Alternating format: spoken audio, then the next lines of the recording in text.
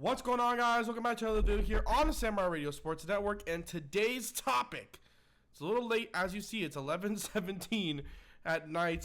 I've just been chilling all day. I've been enjoying myself. I've just been having a great day today. I haven't been to school since last Tuesday. For those of you guys who follow my channel a little bit more than others, it's because I have a bruised foot, but now I'm better. If you want something to laugh at, it took me about like 5 minutes the other day to continue to learn how to walk, because after a couple of days of walking, it's been kind of fucked. But we're back.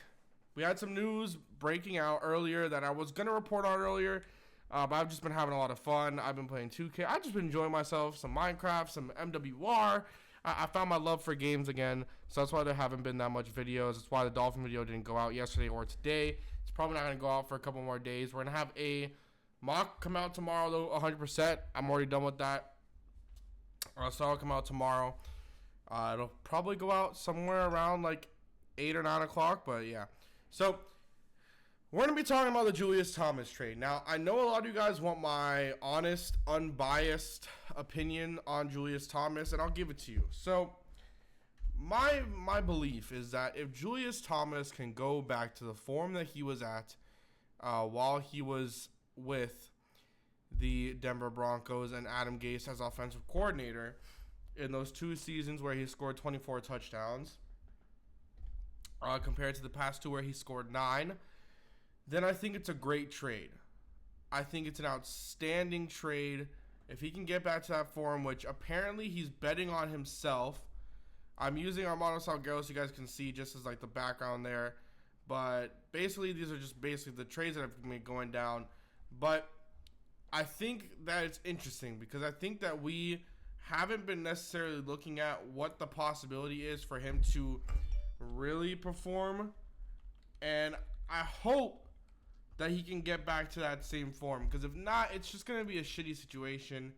I would love for him to become that same guy and to become better, not only on the basketball court, not the basketball court, excuse me.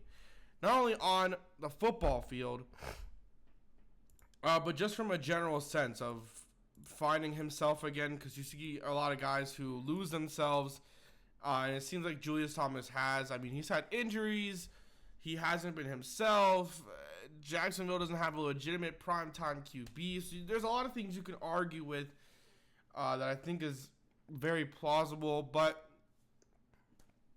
at the end of the day, I think that it comes down to play on the field. And Armando Salguero, this amazing man from Miami Herald, tweeted out his article. And in the article, he put how he's betting on himself. So really, his cap's been cut. I want to pause this. His cap's been cut. He's betting on himself. There's basically all incentives, and I'm going to guess that that's better. And now if you want to look at the cap situation too, so we'll go into that. Right now, I'm pretty sure this is incorrect, because when I did these cuts myself of Earl Mitchell and Mario Williams, Brandon Albert, and Deion Jordan, it brought us to 52. So I don't know. This is trading. Cutting does the same thing. It just brings us the same way, and then trading just puts us in the same boat. I don't know, but whatever. The other thing I would think is to restructure Byron. Might give us some more money.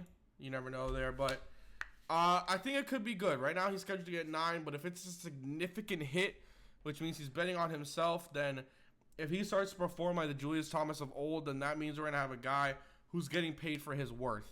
And right now he's also getting paid for his worth. I think this is very interesting because a couple of years ago, even just last year, players would not take that type of, I guess you could say, monetary loss.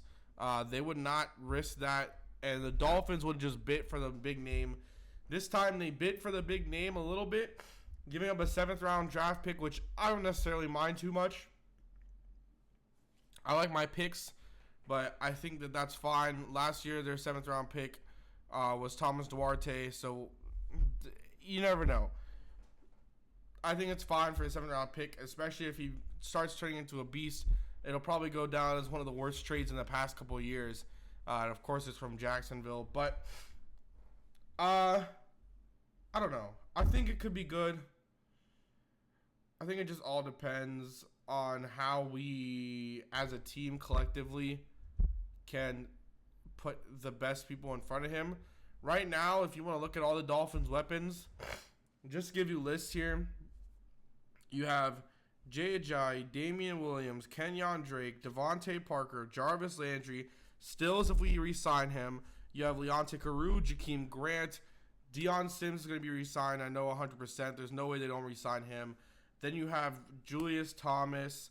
I mean, they have weapons on offense, and I think that's going to be great. Now we just need to get some weapons on defense, and once we do that, it'll be fine. I think we'll be able to improve. I feel like this team can be a lot better than it was last year. I know a lot of people are going to say they were 10-6, but they were 10-6 with a bad defense. I imagine that they could be a better record than that with a good defense. We'll just have to see what they do. It'd be interesting. We'd have to see what they could do. But right now, this is what it's looking at for salary cap, 44 mil. I think that's wrong. I think we should have 52. Usually I trust salary cap and over the cap, but you never know. Shit happens sometimes, but we'll see what happens. So hope you guys did very much enjoy this video. Make sure you guys do subscribe. Make sure you like the video. I believe that I am at, okay, I thought I was at 437. I'm at 438. We're trying to grind to that 500. If you guys know anyone that likes sports or likes the Dolphins, make sure they subscribe.